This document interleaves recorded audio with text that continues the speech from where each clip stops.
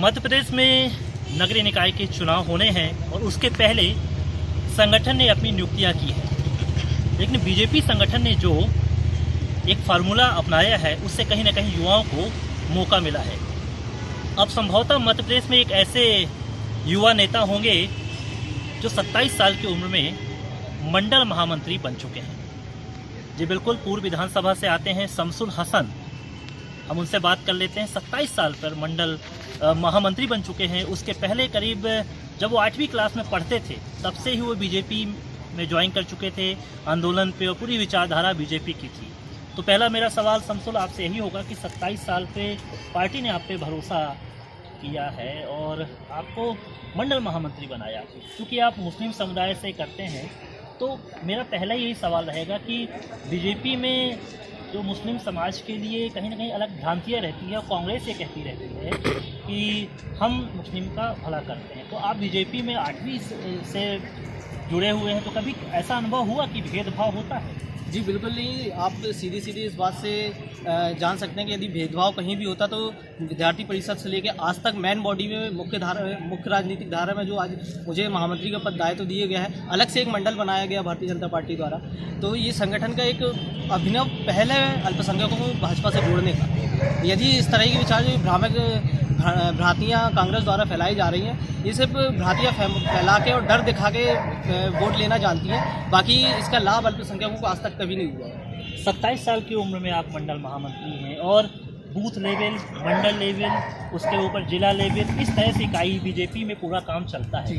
तो मंडल की जो जिम्मेदारी मिलती है, क्या अनुभव अब आपके सामने आए हैं और किस तरह से आप नगरीय निकाय चुनाव का जो डेवलपमेंट होगा, क्या विचार कर रहे हैं? देखिए, भारतीय जनता पार्टी हमेशा से ही बूथ स्तर पर कार्य करने के लिए जानी जाती है। अपने बूथ मैनेजमेंट के द्वारा भारतीय जनता पार्टी अपने एक कार्यकर्ताओं पे फोकस करती है, उसी पे चुनाव लड़ी जाती है। इस बार भी नगर निगम चुनाव हो या चाहे विधानसभा या लोकसभा चुनाव हो, उसी प्रकार की हमारी रणनीति रहेगी। निश्चित तौर पे हम प्रयास करेंगे कि अपने इधर के नगर निगम चुनाव में बेहतर प्रदर्शन कर सकें। 8वीं क्लास से राजनीति पे आ जाना और शिक्षा के साथ साथ बीजेपी की ओर झुकाव होना, उसके एक्टिविटी पर भाग लेना, ये क्या अनुभव दिलाता है और आदर्श किसको आप मानते थे कि आप बीजेपी में एंटर कर गए? देखिए, आदर्श की बात है तो आदर्श तो ऐसे एपीजे अब्दुल कलाम हैं या चाहे स्वामी विवेकानंद के विचारों को पढ़ना है, ऐसे बहुत से हमारे आदर्श रहे हैं। लेकिन मेरा मुख्य तौर पे ये मानना है कि कभी भी हम लोग राजनेताओं को या राजनीति को एक गलत नज़रिए से देखते हैं। जब तक उसके बीच में उतर के उस एक समाज को सुधारने का प्रयास नहीं करेंगे, तब तक देश में कुछ नहीं हो सकता। रही बात भारतीय जनता पार्टी की, तो भारतीय जनता पार्टी हमेशा से ही एक अभिनव पहल करने की कोशिश करती है। देश को कैसे ऊपर बढ़ाया जाए, देश में कैसे विकास प्रगति की जाए, उस पर काम करने की कोशिश करती है। शिक्षा की बात आपने की, मैं बता दूं आपको, मैं इलेक्ट्रिकल इंजीनियर हूं। मैंने ग्रेजुएशन किया है RGPV विश्वविद्यालय से। तो शिक्षा के क्षेत्र में भी मेरे हिसाब से मुझसे जो हो सका वो मैंने कोशिश किया और उसी क्षेत्र में मैं काम करने की कोशिश कर रहा हूँ। एक बड़ा सवाल, आपने शिक्षा की बात कर दी, आप इंजीनियर हैं और मुस्लिम समाज में खासकर यही भ्रांति रहती है कि ज़्यादा शिक्षा नहीं हो पाती इस पर, तो इसमें क्या आप विचार करते हैं, क्यों आखिर इस वर्ग में कहीं ना कहीं वो विकास की धारा जो होना चाहिए अभी तक बढ़ नहीं पाई? देखिए, कांग्रेस के नेताओं ने हमेशा से ही मुसलमानों को एक वोट बैंक की राजनीति में उलझाने की कोशिश की है। मुस्लिम नेता बोलें या कांग्रेस के द्वारा बनाए हुए कुछ ऐसे ठेकेदार बोल लें जो वोटों का ठेका लेके और एक तरफ वोट डालने की कोशिश करवाते हैं। उन्होंने कभी भी ये नहीं चाहा कि मुसलमानों का विकास हो, अल्पसंख्यक समुदाय का विकास हो। यदि वो ये कोशिश करते, ये प्रयास करते, तो आज मुस्लिम समाज कुछ और बेहतर दिशा में बढ़ सकता। आज आप देख लें, चाहे मनमोहन सरकार हो या उससे अलावा और जितनी भी कांग्रेस की सरकार रही, ऐसी कोई ज़्यादा कोशिशें करती नज़र नहीं आई हैं जो अल्पसंख्यकों के लिए हितैषी हो। शिक्षा के स्तर को बढ़ाने के लिए, खासकर समाज में जागरूकता उत्पन्न करने के लिए, क्योंकि आप मुस्लिम विंग से काम करते हैं, हालांकि आप मंडल महामंत्री हैं, सभी वर्गों से करते हैं, तो क्या परिवर्तन देखते हैं और किस तरह से जागरूकता अभियान चलाया जाएगा कि आपका जो समाज है और उन्नति की ओर बढ़े?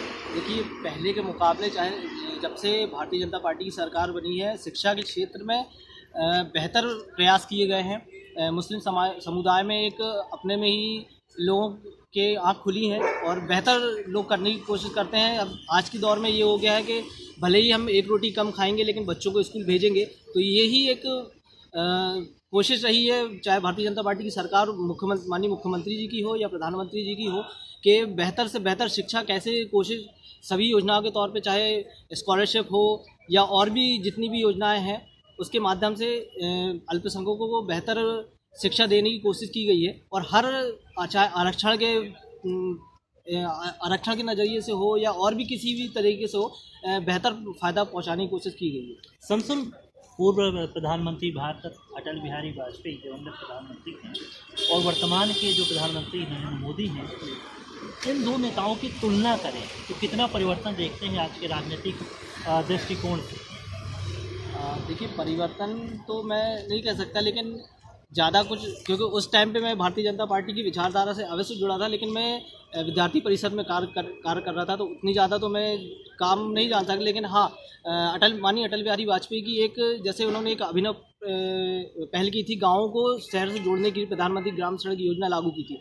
आज के समय में माननीय नरेंद्र मोदी जी उसी पे कार्य करते हुए और गांव-गांव को एक-एक शहरों से जोड़ने की जो रणनीति में चल रहे हैं, निश्चित तौर पे गांव को निर्भर बनाने की जो कोशिश कर रहे हैं। तो ये भारत की एक उभरते हुए नए भारत का सपने साकार होने की जैसा है। कभी कभी ये जो सीए जो कानून आया था उस पर चर्चा होने लगती थी और मुस्लिम वर्ग काफ़ी इस पर भयभीत होता था। उस वक्त आप बीजेपी से जुड़े थे तो लगातार जागरण अभियान भी चलाना पड़ता होगा, कैसे समझाते थे आप अपने लोगों को? देखिए, समझाने की कोशिश की, जगह जगह गए, लोगों से बात करने की कोशिश की। और रही बात कांग्रेस के नेताओं ने जो भ्रांतियाँ फैलाई, आज वो जितनी भी भ्रांतियाँ फैला के और वोट बैंक की राजनीति इन्होंने की, आज लोगों के सामने है कि चाहे सीए के बाद हो और अभी मध्य प्रदेश में 1.5 साल की कांग्रेस सरकार के बाद हो, किसी भी सरकार ने, कांग्रेस की खास तौर पे किसी भी नेताओं ने मुस्लिम वर्ग का हित कभी नहीं किया। चाहे सीए में इतना भ्रम फैलाया गया कि मुसलमानों को बाहर कर दिया जाएगा, अभी तक आप देख लीजिए किसी भी मुसलमानों को ऐसा कोई अप्रिय घटने की स्थिति नहीं हुई है जो जिस तरह से लोग भ्रम फैलाते थे। ये किसान का जो आंदोलन अभी चल रहा था और अभी स्टे है कानून पे, कैसे सुधार कानून पे, उसके बाद भी लगातार किसान वहाँ पर बैठे हुए हैं और उन पर कहीं ना कहीं वार होने लगते हैं कि वहाँ पर खालिस्तानी और तमाम तरह की बातें निकल कर सामने आती है। तो आंदोलन को आप सही मानते हैं क्या? जिस तरह से आंदोलन की एक भूमिका होती है, क्या अब अभिव्यक्ति जो होती है वो क्या गलत दिशा पे जा रही है? देखिए, अभिव्यक्ति की आज़ादी ये हमारे संविधान ने अवश्य दिया है, लेकिन जब सरकार बात करने पे तैयार हो, जब सरकार आपके एक एक मुद्दे पे तैयार हो कि आपको क्या है, उसके बाद एक एक बात समझाने पर भी आप ना माने, अपना अड़ियल रवैया अपनाएं, तो उसमें मुझे नहीं लगता कि ये किसी प्रकार से एक कानून को लेकर विरोध दर्शाया गया है। ये सीधी सीधी मुझे लगता है कि एक सरकार को टारगेट करने का कोशिश है और कमज़ोर करने की कोशिश है। जहाँ तक कृषि कानून की बिल रही, तो जैसे कि वही बात आई कि विभिन्न प्रकार की भ्रांतियाँ फैला के, मुझे नहीं लगता कि कृषि बिल में ऐसा कुछ भी खास नुकसान करने वाला हो किसानों के लिए। टारगेट की आपने बात की, तो आपका टारगेट क्या होगा? आप तो 27 साल में मंडल महामंत्री बने, आगे भविष्य में आप क्या देखते हैं? भविष्य में मैं कोशिश करूँगा कि यदि बड़े स्तर पे मैं राजनीति कर पाया और संगठन ने मुझे मौका दिया, तो मैं निश्चित तौर पे भारत को एक ऐसी जगह में देखना चाहता हूँ जो विश्व गुरु के तौर पे भारत उभरे, और जो आज संयुक्त राष्ट्र संघ में अमेरिका की स्थिति है, और मुझे लगता है कि आने वाले समय में वो स्थिति भारत की होने वाली है। अच्छा, एक बात और शमसुल बताओ कि हिंदू का नेता और मुस्लिम का नेता, ये दो बातें निकल के आती है। सार्वभौम राजनीति आप करना चाहते हैं कि ऐसा एक टैग मार्क नहीं, मैं मुस्लिम का नेता हूँ और मैं हिंदू का नेता हूँ, जो इस समय बात आती है, आपकी क्या विचारधारा है? जी, हमारी विचारधारा वसुदेवाय कुटुंबकम की है। ये पूरा विश्व हमारे परिवार के जब तरह है, और उसी विचारधारा को, उन्हीं की स्वामी विवेकानंद जी की किताबों को पढ़कर मैं बड़ा हुआ हूँ। इसी विचारधारा को अपनाना चाहता हूँ।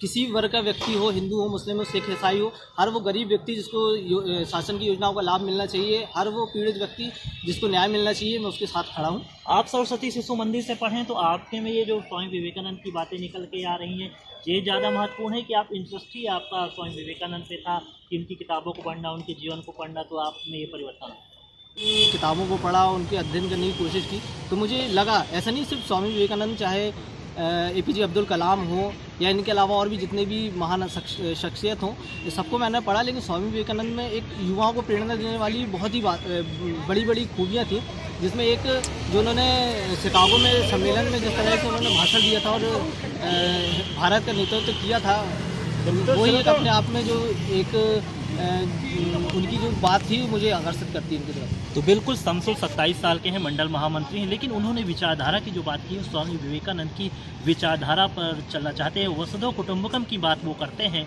जाहिर सी बात है बीजेपी में अगर ऐसे नेता रहेंगे तो एक सकारात्मक जो वातावरण है समाज की दशा से और राष्ट्र हित की दृष्टि से बहुत ही बेहतर रहेगा। टॉक विद पंजाब केसरी में कैमरा पर्सन संदीप मनवा के साथ विवेक तिवारी, पंजाब केसरी टीवी, जबलपुर।